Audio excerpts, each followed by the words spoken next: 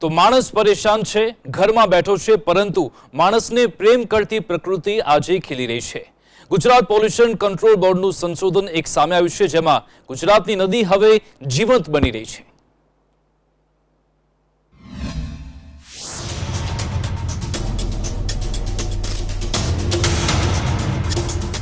ગુજરાત વર્ષોથી પાણીની સમસ્યા સાથે જીવતું રાજ્ય।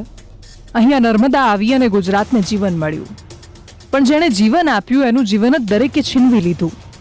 અને પછી ગુજરાતમાં જે નદીઓ હતી, જેણે જેણે ગુજરાતને એના ખમીર સાથે ઊભું રાખ્યું, એ દરેક નદીઓ પ્રાણવિહીન થઈ। સાબરમતી, જેના કિનારે ભારતની આઝાદીનો ઇતિહાસ લખાયો; વિશ્વામિત્રી, જેના કિનારે એક સંસ્કારી નગરીનું નિર્માણ થયું। એ બધી જ નદીઓને પવિત્રતાના નામ આપીને એની શુદ્ધતા માણસે છીનવી લીધી। પણ પ્રકૃતિને પડકાર ફેંકનારો માણસ આજે લપાઈને પોતાના ઘરમાં બેઠો છે અને નદીઓ પોતાની જાતે શુદ્ધ થઈ રહી છે, પોતાના એ મૂળ સ્વરૂપમાં બહાર આવી રહી છે। નદીઓનું જળ હવે માત્ર અર્ધે અર્પણ કરવા નહીં, પણ અમૃત સમાન પીવા જેવું પણ બન્યું છે। જેને પૂજીએ છીએ એ જળનું આચમન કરવા પણ આપણે હવે સક્ષમ નહોતા, પણ હવે સ્થિતિ પલટાઈ ગઈ છે અને એનો સ્વીકાર અત્યાર સુધી સુષુપ્ત અવસ્થામાં રહીને પ્રદૂષણના વધતા ભયંકર સ્તરને શાંતિથી નિહાળતા રહેતા ગુજરાત પોલ્યુશન કંટ્રોલ બોર્ડે કર્યો છે। અમદાવાદના 4 એવા સ્પોટ છે ત્યાંનું પાણી જે છે પીવાલાયક જે થયું છે। ખાસ વાત કરવામાં આવે તો જાન્યુઆરીથી માર્ચ અને એપ્રિલમાં જે છે પાણીની ગુણવત્તા ચકાસણી કરવામાં આવી હતી, તેમાં નદીની જે ગુણવત્તા છે પાણીની તેમાં સુધારો જોવા મળ્યો છે। અમદાવાદમાં 8 જેટલા સ્થળો પરથી જે છે નમૂના લેવામાં આવ્યા હતા, તેમાંથી હાંસોલ, નારાયણઘાટ, રેલવે બ્રિજ, ગાંધી બ્રિજનું પાણી જે છે એ પીવાલાયક આવ્યું છે। આ સમગ્ર સ્પોટ જે છે પહેલાં બી કેટેગરીમાં આવતા હતા, પરંતુ હવે એ કેટેગરીમાં તેનો સમાવેશ થયો છે। પાણીની ગુણવત્તામાં TDS, ammoniacal nitrogen, chemical oxygen demand, biological oxygen demand, ડિસોલ્વડ ઓક્સિજનનો સમાવેશ થાય છે। પણ આ રિસર્ચ અનેક સિલેક્ટેડ સ્થાનોને લઈને જ કરવામાં આવ્યું હોવાનું પર્યાવરણવિદો કહી રહ્યા છે। એમોનિકલ નાઇટ્રોજન કેમ વધ્યો એના કારણો શોધવા પડે। જો કારણો નહીં શોધો તો અભ્યાસનો મતલબ નથી, અને એ કારણો શોધીને તમારે નવો એક્શન પ્લાન બનાવવાનો છે કે લોકડાઉન જ્યારે ખુલી જશે પછી બધા ઉદ્યોગો પણ પ્રદૂષિત એમના જે એફ્લુએન્ટ છે નાખશે, તો તમે ત્યાંના ત્યાં જ છો, તો આ અભ્યાસનો મતલબ શું? જીપીસીબી આવા લોકડાઉનના સમયમાં પણ સંપૂર્ણ પારદર્શિતાથી કામ ન કરતું હોવાની આશંકા પર્યાવરણવિદ દર્શાવી રહ્યા છે। વાત માત્ર એટલી છે કે નદી આપણને જીવન આપે છે અને આપણા સ્વાર્થ માટે નદીનું જીવન છીનવવાનો આપણને કોઈ અધિકાર નથી। બંધારણમાં દર્શાવેલી આપણી ફરજો પણ તો એ જ કહે છે કે દરેક નાગરિકે કુદરતી સંપદાને સાચવવાની છે, અને એટલે લોકડાઉનમાં પ્રકૃતિએ જાતે પોતાને બચાવી લીધી છે, પણ હવે એને જાળવવાની જવાબદારી આપણી રહેશે। આશુતોષ ઉપાધ્યાય, સંદેશ ન્યૂઝ, અમદાવાદ। તો ગુજરાતમાં એક સાંધો ત્યાં 13 તૂટે તેવી સ્થિતિ ઉત્પન્ન થઈ રહી છે। એક બાજુ ગુજરાતમાં કોરોના વાયરસના દર્દીઓ સતત વધી રહ્યા છે અને આખા દેશમાં જ્યારે વેન્ટિલેટરની અછત છે, તેવામાં ગુજરાત માટે તૈયાર થયેલું ધમણ-1 વેન્ટિલેટર દર્દીઓ માટે અસરકારક નથી તેવું એક કથિત પત્ર દ્વારા સાબિત થયું છે।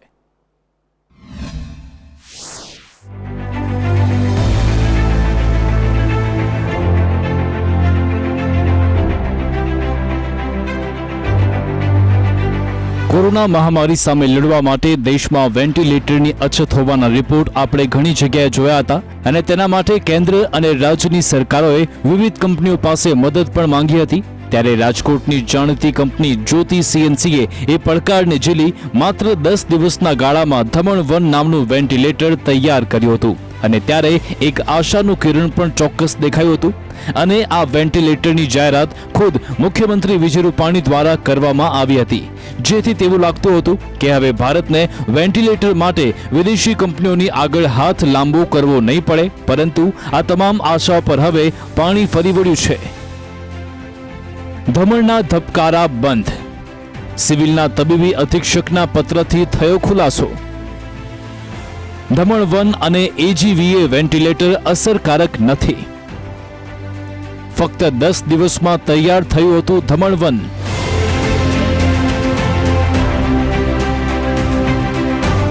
વેન્ટિલેટરથી ધાર્યું પરિણામ નથી મળી રહ્યું, સિવિલને 100 વેન્ટિલેટરની જરૂરિયાત। પત્રમાં નીતિન પટેલ અવગત હોવાનો ઉલ્લેખ। રાજકોટમાં બનેલા સ્વદેશી વેન્ટિલેટર ધમણ 1 કોરોનાના દર્દીઓની સારવાર માટે અસરકારક નહીં હોવાનો ઘટસ્ફોટ થયો છે.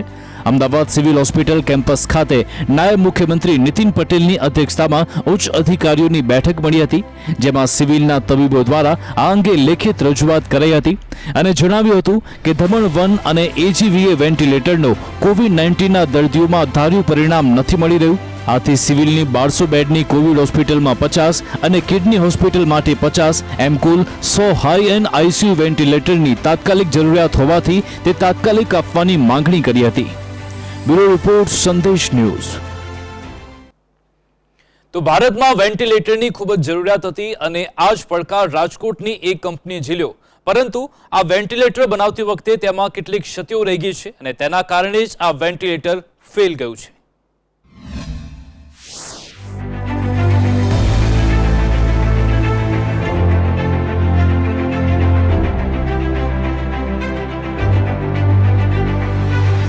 ત્યારે હવે જાણીએ કે કેમ સ્વદેશી વેન્ટિલેટર ફેલ થયું છે. એક્સપર્ટની સલાહ વગર વેન્ટિલેટર ઇન્સ્ટોલ કરાયા. 75 ધમણ 1 હાલ સિવિલમાં કાર્યરત છે. ધમણ 1 પર દર્દીઓને રાખતા જ મૃત્યુ પામે છે.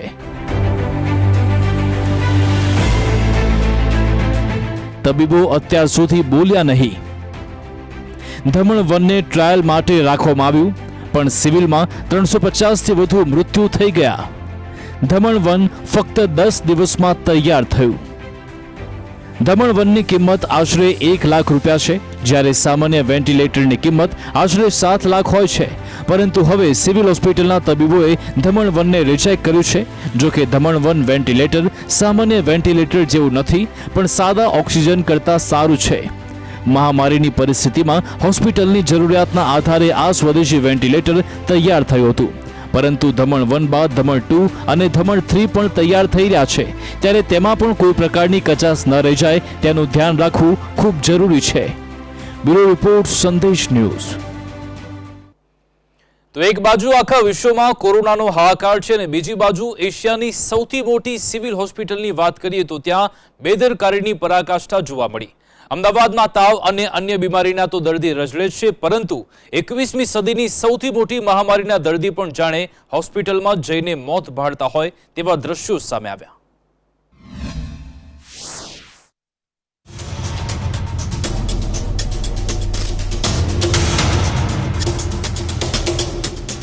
આજથી આશરે 8 થી 10 દિવસ પહેલા અમદાવાદના દાણી લીમડા વિસ્તારમાં BRTS બસ સ્ટેન્ડ પર એક અજાણ્યા વ્યક્તિનો મૃતદેહ મળી આવ્યો હતો. મળતી માહિતી અનુસાર આ દર્દીને તાવ અને ઉધરસની બીમારીના કારણે સિવિલ હોસ્પિટલમાં દાખલ કરવામાં આવ્યા હતા, પરંતુ હોસ્પિટલે યોગ્ય સારવાર કર્યા વગર જ આ દર્દીને રજા આપી દીધી હતી. બીજા દિવસે જ દાણી લીમડાના બસ સ્ટેન્ડ પર આ દર્દીની લાશ મળતા ચકચાર મચી ગઈ હતી. પહેલા તો એવું જાણવા મળ્યું હતું કે આ દર્દી હોસ્પિટલમાંથી જ ગાયબ થઈ ગયા હતા.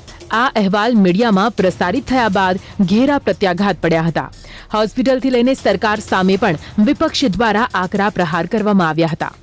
જો કે આ અંગે સંદેશ ન્યૂઝના અહેવાલની અસર જોવા મળી છે. સંદેશ ન્યૂઝના અહેવાલ પર સીએમ વિજય રૂપાણીએ આ મામલે તપાસના આદેશ આપ્યા છે. માહિતી અનુસાર આ બાબતે પૂર્વ આરોગ્ય અગ્ર સચિવ JP ગુપ્તાને ખાસ તપાસ સોંપવામાં આવી છે. સીએમ વિજય રૂપાણી દ્વારા 24 કલાકમાં તપાસ અહેવાલ આપવાના આદેશ આપવામાં આવ્યા છે. આ અહેવાલના આધારે જવાબદારો સામે યોગ્ય કાર્યવાહી પણ હાથ ધરવામાં આવશે. પરંતુ આ વચ્ચે સવાલ એ થાય કે સિવિલ હોસ્પિટલ માનવજાતના જીવની કિંમત કેમ નથી સમજી શકતી? અવારનવાર હોસ્પિટલના સત્તાધીશો આ પ્રકારના કાંડ કરીને હોસ્પિટલને બદનામ કરવાનો પ્રયાસ કરે છે. ત્યારે હોસ્પિટલમાં આવી બેદરકારી બદલ કેમ કાર્યવાહી નથી કરવામાં આવતી? કાર્યવાહીના નામે માત્ર તપાસ કમિટી રચીને શું ફાયદો? ક્યાં સુધી હોસ્પિટલની આવી લાલિયાવાડી ચાલતી રહેશે અને ક્યાં સુધી હોસ્પિટલોના સત્તાધીશો નિર્દોષ વ્યક્તિના જીવ સાથે રમત રમતા રહેશે? કેમ હોસ્પિટલને ગરીબ દર્દીઓના જીવની કોઈ કિંમત નથી, તે સૌથી મોટો પ્રશ્ન છે. કલ્પિન ત્રિવેદી, સંદેશ ન્યૂઝ, અમદાવાદ. તો ગુજરાતમાં કોરોના વાયરસના કેસ સતત વધી રહ્યા છે, ત્યારે સંક્રમણને અટકાવવા માટે મોટી સંખ્યામાં ટેસ્ટ કરવા ખૂબ જ જરૂરી છે. પરંતુ રાજ્ય સરકારના જાહેર કરેલા આંકડા અનુસાર રોજેરોજના જે ટેસ્ટિંગ થાય છે તેમાં સતત ઘટાડો થઈ રહ્યો છે.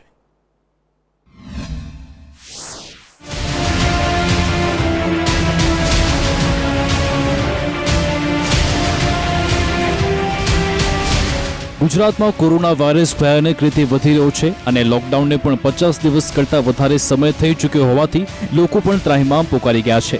ત્યારે આવા સંજોગોમાં ટેસ્ટ વધારવાનો એકમાત્ર રસ્તો હોવા છતાં રાજ્ય ટેસ્ટિંગની પ્રક્રિયા સતત ધીમી જોવા મળી રહી છે।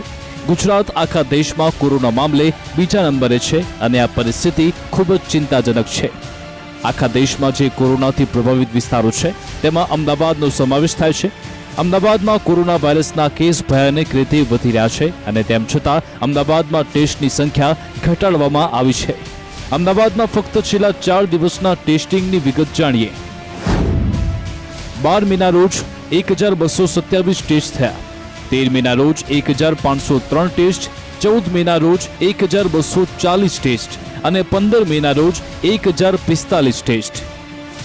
કોરોનાના શક્ય હોય તેટલા કેસોનું નિદાન કરી સારવાર કરાય તો આ મહામારીમાંથી સંપૂર્ણ ઉગરી શકાય તેમ છે અને આ વાસ્તવિકતા સમજી એપ્રિલમાં ટેસ્ટિંગની સંખ્યા વધારી હતી, પરંતુ ગુજરાત અને અમદાવાદમાં કોરોના અંગેની કામગીરી કરતા અધિકારીઓની ફેરબદલ કરાતા નવી વ્યૂહરચના સામે આવી અને તેમાં ટેસ્ટિંગની સંખ્યા ઘટાડાઈ છે। રાજ્યમાં 6 મેથી સતત ટેસ્ટિંગની સંખ્યામાં ઘટાડો નોંધાયો છે। રાજ્યમાં ટેસ્ટિંગની વિગત વિશે જાણીએ તો 1 મેના રોજ 4967 ટેસ્ટ, 2 મેના રોજ 5342, 3 મેના રોજ 5944, 4 મે 4588 ટેસ્ટ, 5 મે 4984 ટેસ્ટ, 6 મે 5559 ટેસ્ટ, 7 મે 5362 ટેસ્ટ, 8 મે 4834 ટેસ્ટ, 9 મે 4263 ટેસ્ટ, 10 મે 3843 ટેસ્ટ, 11 મે 2978 ટેસ્ટ, 12 મે 3066 ટેસ્ટ, 13 મે 2760 ટેસ્ટ, 14 મે 2412 ટેસ્ટ, 15 મે 3150 ટેસ્ટ। આપણે જોયું તેમ 6 મેના રોજ 5559 ટેસ્ટ આખા રાજ્યમાં થયા હતા, પરંતુ 15 મેના રોજ ટેસ્ટની સંખ્યા ઘટી 3150 પહોંચી ગઈ છે।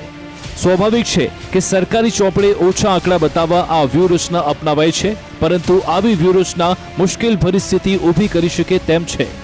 બ્યુરો રિપોર્ટ, સંદેશ ન્યૂઝ। તો લોકડાઉને શ્રમિકોની હાલત પણ કફોડી કરી નાખી છે। જ્યાંથી મળતી હતી રોજગારી ત્યાં રહેવું હવે 1 મિનિટ પણ શ્રમિકોને પોસાતું નથી। વતન જવાની માંગ સાથે શ્રમિકો એટલા અધીરા બન્યા છે કે તેઓ તોડફોડ પર આવી પહોંચ્યા।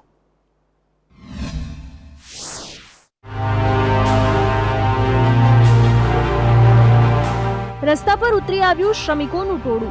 વતન જવાની હવે ધીરજ ખૂટી ગઈ છે। વાહનોમાં તોડફોડ કરી શાપર વેરાવળના આ દ્રશ્યો છે। કંપનીમાંથી શ્રમિકોને છૂટા કરી દેવાયા છે। કોઈની પાસે નથી ખાવાના પૈસા, કોઈની પાસે નથી રહેવાનો આશરો।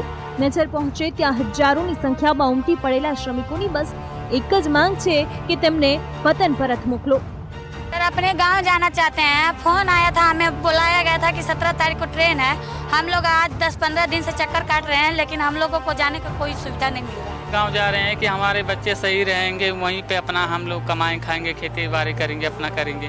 क्योंकि सर हम भूखे अपने बच्चों को तो मार नहीं सकते। 500 रुपये में हम 4 परिवार के कैसे हम चलाएंगे सर? 20 परिवार, छोटे बच्चे मिलाकर 20 परिवार हैं और हमको खाने की दिक्कत इतनी है कि जब अगर पड़ोस वाला कोई देता तो खाता, नहीं तो भूखा 1 दिन रह गया हूँ। घर पे जाके खेती करेंगे, खाने बिना नहीं मरेंगे। यहाँ से तो अच्छा ही है। गांव में कंपनी वाले कुछ नहीं कर रहे हैं। 8 घंटा भर के देने के लिए बोले थे, वो भी नहीं दिए।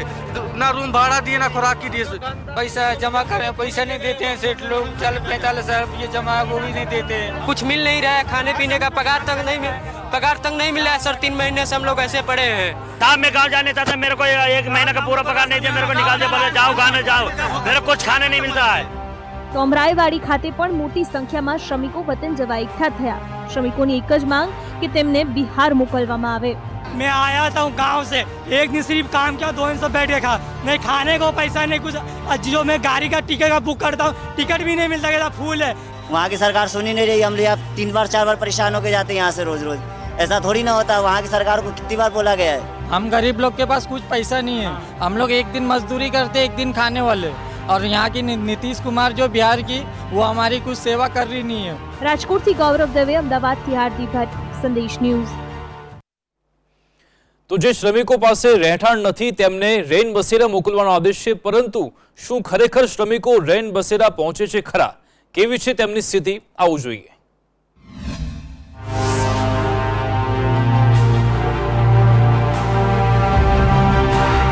આ શ્રમિકોની હાલત તો જુઓ. બિસ્તરા પોટલા લઈને છત્તીસગઢ પગપાળા નીકળી પડ્યા છે, પરંતુ ખાધા પીધા વિના ચાલવું કેવી રીતે? 40 જેટલા ભૂખેથી ટળવળતા શ્રમિકોને રેન બસેરામાં પણ એન્ટ્રી ન મળી. અંતે એક સ્થાનિકે પોતાના 40 લોકોને પોતાના ઘરેથી જમવાની વ્યવસ્થા કરી. घर जाने के लिए परमिशन वर्सन मांगने को फॉर्म डाला था, तो फॉर्म अभी तक नहीं आया, तो हम अपना मर्जी से हम घर जा रहे हैं. चलते जा रहे हैं? पैदल जाएंगे इसे करके. खाना उना तो अभी नहीं खाया हम लोग. हाँ, उधर दे रहा था तो 15 दिन हो गया नहीं दिया हम लोग.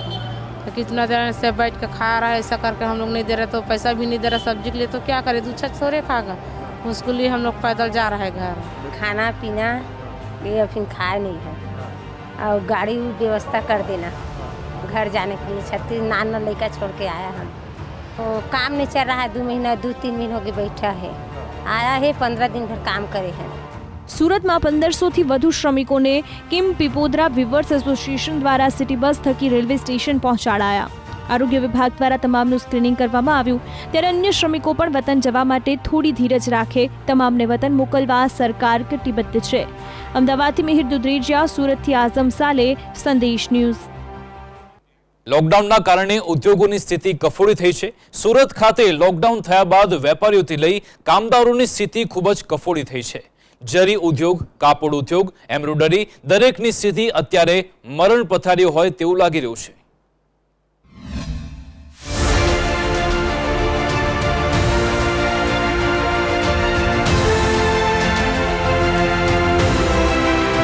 સુરતની ઓળખ પહેલા જરી ઉદ્યોગથી થતી હતી, પરંતુ વખત જતા જાણે કે સુરતના જરી ઉદ્યોગનું અસ્તિત્વ અંધકારમાં ખોવાઈ ગયું છે. સુરતમાં 5 લાખથી વધુ કારીગરો એમ્બ્રોઇડરી અને જરી ઉદ્યોગ સાથે સંકળાયેલા છે. ત્યારે કોરોના વાયરસની આ મહામારીના કારણે લોકડાઉન થયું અને તમામ ધંધા રોજગાર ઠપ થઈ ગયા છે.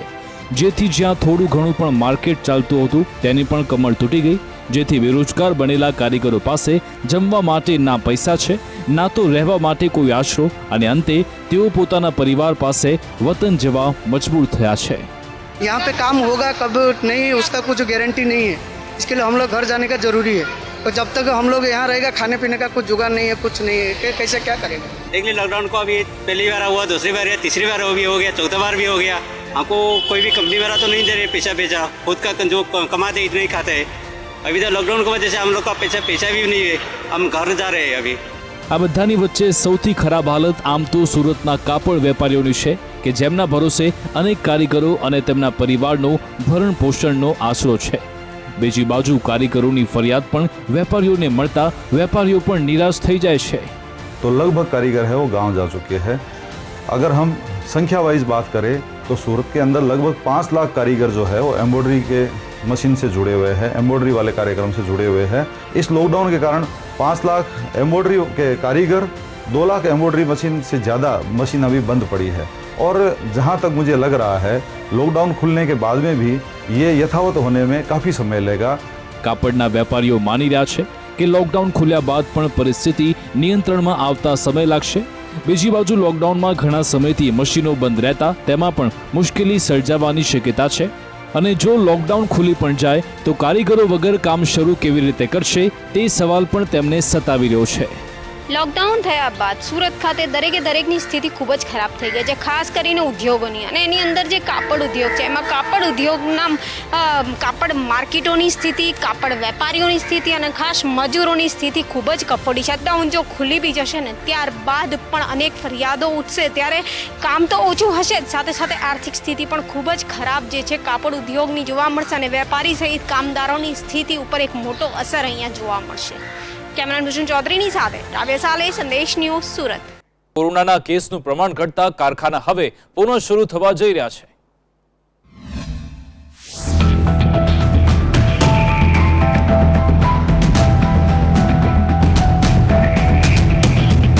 જામનગર જિલ્લા વહીવટી તંત્ર દ્વારા કોરોનાની ગાઈડલાઈનના ચુસ્ત અમલ કરવાની શરત સાથે જિલ્લામાં તમામ ઉદ્યોગો અને આઈસ્ક્રીમ પાર્લરોને લોકડાઉનમાંથી મુક્તિ આપતું જાહેરનામું બહાર પાડ્યું છે. જામનગર શહેર જિલ્લામાં એક જ દિવસમાં કોરોનાના 14 પોઝિટિવ કેસ મળ્યા હતા. આથી શહેરી વિસ્તારમાં લોકડાઉનમાં શરૂ થયેલા બ્રાસપાટના ઔદ્યોગિક એકમો બંધ થયા હતા. જો કે કારખાના શરૂ કરવા બાબતે ચેમ્બર ઓફ કોમર્સ અને ફેક્ટરી ઓનર્સ એસોસિએશને ઉદ્યોગ મંત્રી, રાજ્યમંત્રી, સાંસદ અને કલેક્ટરને રજૂઆત કરી હતી, જેના પગલે તંત્ર દ્વારા રવિવારથી તમામ પ્રકારના ઉદ્યોગો અને ઔદ્યોગિક એકમોને શરૂ કરવા મંજૂરી આપી છે.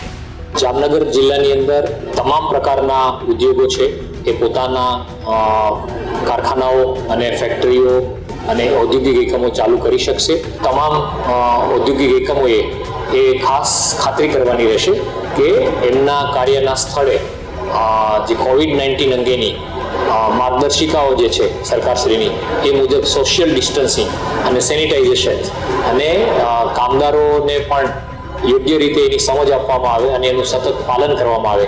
આ અંગે ફેક્ટરી ઓનર્સ એસોસિએશનના પ્રમુખે જણાવ્યું કે તંત્ર દ્વારા શહેરી વિસ્તારમાં નિયમો સાથે રવિવારથી ઔદ્યોગિક એકમો શરૂ કરવાની મંજૂરી આપવામાં આવતા શંકર ટેકરી ફેઝ 1, શરૂ સેક્શન રોડ પર એમપી શાહ ઉદ્યોગનગર અને હાપા ઇન્ડસ્ટ્રી વિસ્તારમાં પુનઃ ઔદ્યોગિક એકમો શરૂ થશે. જો કે પરપ્રાંતિયો ચાલ્યા ગયા હોવાથી મજૂરોની સમસ્યા ચોક્કસથી સર્જાશે. જે સરકારની માર્ગદર્શિકા છે એનું પાલન કરી અને બધા કારખાનાઓ ખુલશે.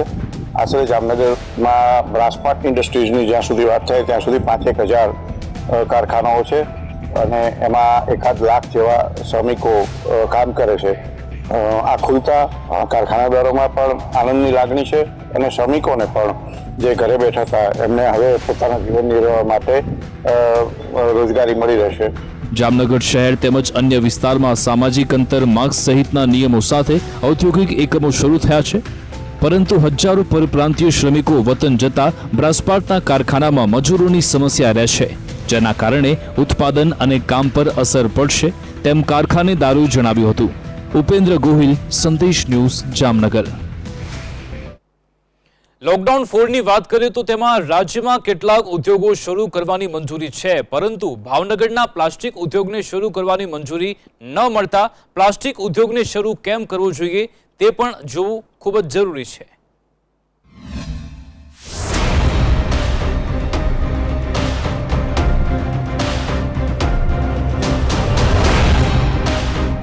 ગુજરાતમાં જ્યારથી લોકડાઉન અમલમાં આવ્યું ત્યારથી ભાવનગરનો પ્લાસ્ટિક ઉદ્યોગ બંધ છે, જેના કારણે જિલ્લામાં તેને અંતર્ગત 1100 એકમો બંધ રહેવાથી 25,000થી વધુ લોકો બેરોજગાર થયા છે. ભાવનગરના કુંભારવાડા, ચિત્રા અને જૂના બંદર સહિતના અન્ય વિસ્તારોમાં આ ઉદ્યોગ ચાલુ છે, જેથી ભાવનગરમાં પ્લાસ્ટિક ઉદ્યોગને શરૂ કરાય તો હજારો શ્રમિકોને રોજગારી મળી શકે તેમ છે. અને જો મંજૂરી નહીં મળે તો ઉદ્યોગ ઠપ થઈ જવાની ઉદ્યોગકારોમાં ભીતિ સેવાઈ રહી છે. મુખ્યત્વે મોનોફિલામેન્ટ યાન, દોરી દોરડા, કાપડ પાટી, બેગ અને રીપ્રોસેસ આ લગભગ 1100 યુનિટો આવેલા છે.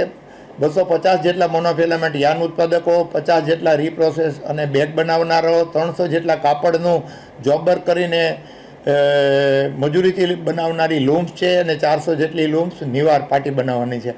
ભાવનગરમાં પ્લાસ્ટિક ઉદ્યોગ મોટા પાયે ચાલે છે, પરંતુ હવે ઝડપથી આ ઉદ્યોગને શરૂ કરવાની મંજૂરી આપવામાં નહીં આવે તો ઉદ્યોગોને રો મટીરિયલ્સ મળવું મુશ્કેલ બનશે. સાથે ઉદ્યોગો અન્ય સ્થળાંતર થઈ જશે અને મહત્વની બાબત એ છે કે ઉદ્યોગોની સાંકળ પણ તૂટી જશે, જેથી ઉદ્યોગકારો ચિંતાતુર બન્યા છે. આ ઉદ્યોગમાં 1500 થી 2000 ફૂટના કારખાનામાં 4 થી 5 જ માણસો કામ કરતા હોય છે. સોશિયલ ડિસ્ટન્સનું પૂરેપૂરું પાલન થાય છે અને હવે તાત્કાલિક જરૂર છે કે આપણી આર્થિક ગતિવિધિ અંગત રીતે વ્યાપારીઓની, કામદારોની, આમાં ટેમ્પાવાળા, મજૂરો કેટલાય માણસો સંકળાયેલા છે. લોકડાઉન 4.0માં ભાવનગરમાં પ્લાસ્ટિકના ઉદ્યોગને ધમધમતો કરવા ઉદ્યોગકારો માંગ કરે છે, પરંતુ હવે ભાવનગર ઓરેન્જ ઝોનમાં છે, ત્યારે આ ઉદ્યોગને શરૂ કરવા સરકાર મંજૂરી આપશે કે નહીં તે જોવાનું રહેશે. મયુર દવે, સંદેશ ન્યૂઝ, ભાવનગર. તો સરકારે શ્રમિકોને વતન મોકલવા માટે વ્યવસ્થા તો કરી છે, પરંતુ ક્યાંક અવ્યવસ્થા સર્જાતા શ્રમિકોમાં રોષ ફાટી નીકળે છે અને આવી જે ઘટના બની હતી રાજકોટમાં.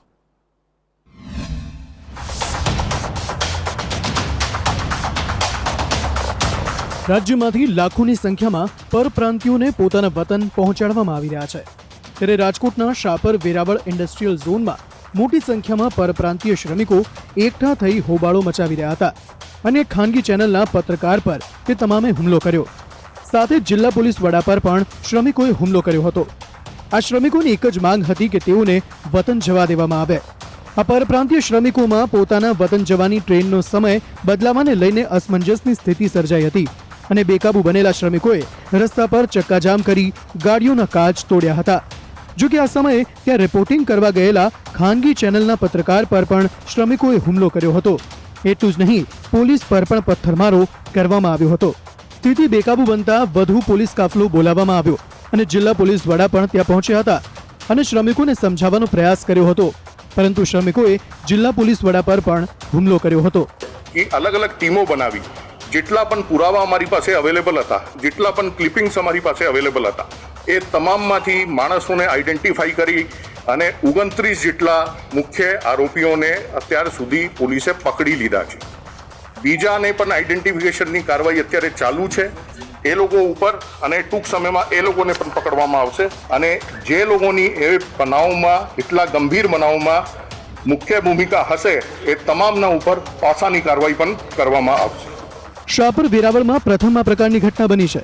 જો કે અહીં મોટાભાગના કારખાનાઓ શરૂ થઈ ચૂક્યા છે, છતાં પણ શ્રમિકો દ્વારા હોબાળો કરવામાં આવતા તંત્ર દોડતું થયું છે. ગૌરવ દવે સાથે રહીમ લાખાણી, સંદેશ ન્યૂઝ, રાજકોટ.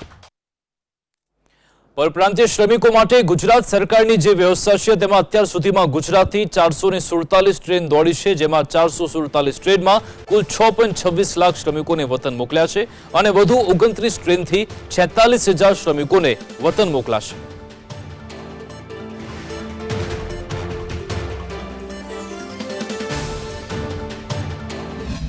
રાજ્યમાં અહેમદાબાદ શહેર સિવાય સંપૂર્ણ રાજ્યમાં ગામડાઓમાં, શહેરોમાં આજથી 10 દિવસ સુધી, એટલે કે 17મી થી 27મી મે સુધી વિનામૂલ્યે NFSA અને BPLના એવા કુટુંબો કે જેના NFSAમાં સમાવેશ નથી પણ NFSAના ધોરણે એમને પણ મફત અનાજ આપવાનો સરકારશ્રીનો નિર્ણય જે હતો, એના અનુસંધાને આજથી રેશન કાર્ડના છેલ્લા આંકડા પ્રમાણે સિસ્ટમેટિક રીતે, સાયન્ટિફિક રીતે, સોશિયલ ડિસ્ટન્સિંગ સાથે કોઈ પણ પ્રકારની અવ્યવસ્થા ન થાય એ રીતે વિતરણની કામગીરી આજે સવારે 8 વાગ્યાથી શરૂ કરવામાં આવી છે. આવતીકાલથી અહેમદાબાદ શહેરમાં APL1 એટલે કે મધ્યમ વર્ગીય APL કુટુંબોને રાશન આપવાની કામગીરી શરૂ કરવામાં આવનાર છે. તો સુરતમાં ટ્રેનની ટિકિટની કાળાબજારી થઈ રહી છે. ટિકિટ આંચકતા 2 દલાલ કેદ થઈ ગયા છે. ઊંચા ભાવે અહીંયા બ્લેકની ટિકિટ વેચાઈ રહી છે. એક કિશોર પાસેથી પૈસા વસૂલાઈ રહ્યા છે, તેનો વિડીયો સામે આવ્યો. ટિકિટ નથી આપવામાં આવતી, અન્ય શ્રમિકોને આ ટિકિટ વેચાય છે. સુરતમાં કોરોના વાયરસ વચ્ચે ટિકિટનું કાળાબજાર સામે આવ્યું.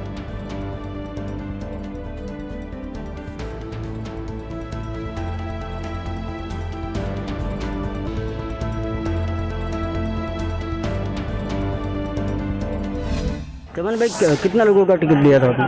5. और कितना टिकट दिया गया आपको? 3. पैसा पार टिकट का दिया था? हाँ, तो 2 टिकट कम दिया गया तो आपने आवाज़ नहीं उठाई? वो बोलता है कैंसिल कर दूंगा, जाओ रूम पर, क्या करेगा, मजबूरी है जाने की. कितना लोगों का टिकट का पैसा दिया था? 5.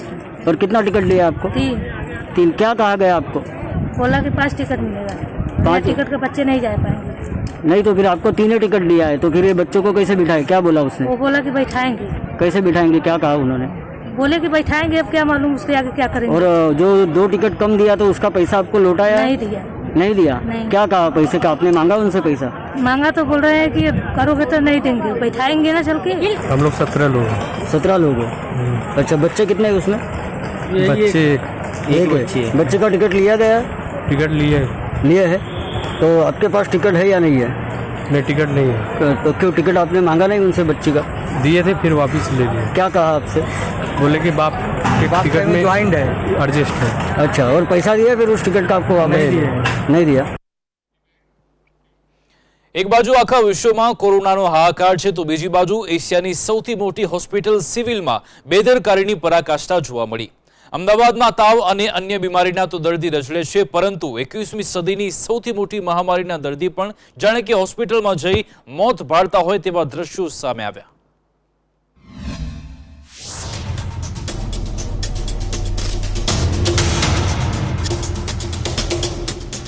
આજથી આશરે 8 થી 10 દિવસ પહેલા અમદાવાદના દાણી લીમડા વિસ્તારમાં BRTS બસ સ્ટેન્ડ પર એક અજાણ્યા વ્યક્તિનો મૃતદેહ મળી આવ્યો હતો. મળતી માહિતી અનુસાર આ દર્દીને તાવ અને ઉધરસની બીમારીના કારણે સિવિલ હોસ્પિટલમાં દાખલ કરવામાં આવ્યા હતા, પરંતુ હોસ્પિટલે યોગ્ય સારવાર કર્યા વગર જ આ દર્દીને રજા આપી દીધી હતી. બીજા દિવસે જ દાણી લીમડાના બસ સ્ટેન્ડ પર આ દર્દીની લાશ મળતા ચકચાર મચી ગઈ હતી. પહેલા તો એવું જાણવા મળ્યું હતું કે આ દર્દી હોસ્પિટલમાંથી જ ગાયબ થઈ ગયા હતા. આ અહેવાલ મીડિયામાં પ્રસારિત થયા બાદ ઘેરા પ્રત્યાઘાત પડ્યા હતા. હોસ્પિટલથી લઈને સરકાર સામે પણ વિપક્ષ દ્વારા આકરા પ્રહાર કરવામાં આવ્યા હતા. જો કે આ અંગે સંદેશ ન્યૂઝના અહેવાલની અસર જોવા મળી છે. સંદેશ ન્યૂઝના અહેવાલ પર સીએમ વિજય રૂપાણીએ આ મામલે તપાસના આદેશ આપ્યા છે. માહિતી અનુસાર આ બાબતે પૂર્વ આરોગ્ય અગ્ર સચિવ JP ગુપ્તાને ખાસ તપાસ સોંપવામાં આવી છે. સીએમ વિજય રૂપાણી દ્વારા 24 કલાકમાં તપાસ અહેવાલ આપવાના આદેશ આપવામાં આવ્યા છે. આ અહેવાલના આધારે જવાબદારો સામે યોગ્ય કાર્યવાહી પણ હાથ ધરવામાં આવશે. પરંતુ આ વચ્ચે સવાલ એ થાય કે સિવિલ હોસ્પિટલ માનવજાતના જીવની કિંમત કેમ નથી સમજી શકતી? અવારનવાર હોસ્પિટલના સત્તાધીશો આ પ્રકારના કાંડ કરીને હોસ્પિટલને બદનામ કરવાનો પ્રયાસ કરે છે, ત્યારે હોસ્પિટલમાં આવી બેદરકારી બદલ કેમ કાર્યવાહી નથી કરવામાં આવતી? કાર્યવાહીના નામે માત્ર તપાસ કમિટી રચીને શું ફાયદો? ક્યાં સુધી હોસ્પિટલની આવી લાલિયાવાડી ચાલતી રહેશે?